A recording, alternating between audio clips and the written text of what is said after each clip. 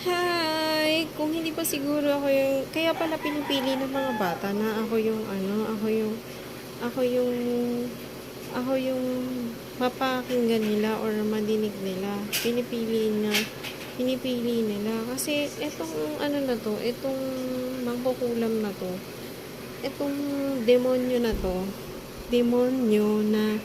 na kapag iniisip niya na sinasabi niya na nagsabi siya ng masasamang bagay, nagsabi siya ng hindi siya nang kakadaldal ng kadaldalan ng kung ano-ano, or yung mga sinasabi niya is parang galit yung pagka-deliver niya, tapos galit na galit siya, or nagmamak siya, or nang iinsulto siya sa kung kanino man, or hindi siya titigil sa kakadaldal.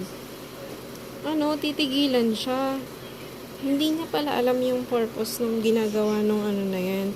Na nagrereklamo siya, tapos siguro nag-file pa siya. Hindi niya alam yung purpose ng na yun, ng ginagawa niya na yun, na para malaman mo kung sino yung, halimbawa na kung sino yung naapekto, kung sino yung krimen. Pero hindi mo na kailangan yung gawin kasi maraming madadamay.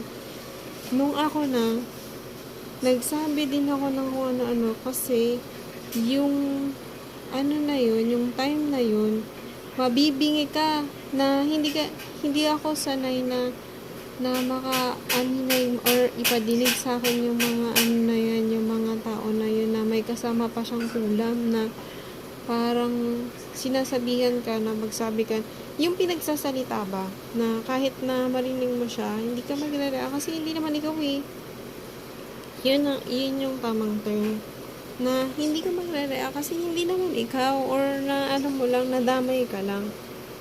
So, I have tried my best to say it to them na hindi ako. Tapos, hindi mo na ako tinigilan, hindi mo na ako tinantanan na ginawa mo ng araw-araw, gabi-gabi, porque wala akong trabaho. Kahit may trabaho ako, dun mo yun ginawa. Itinuro mo pa siya sa kung kani-kanino. Sabi ko, may naalala akong sinabi ko, pero hindi niya sinunod yung instruction. So, hindi mo masasabi na ganun yung nangyari, na lahat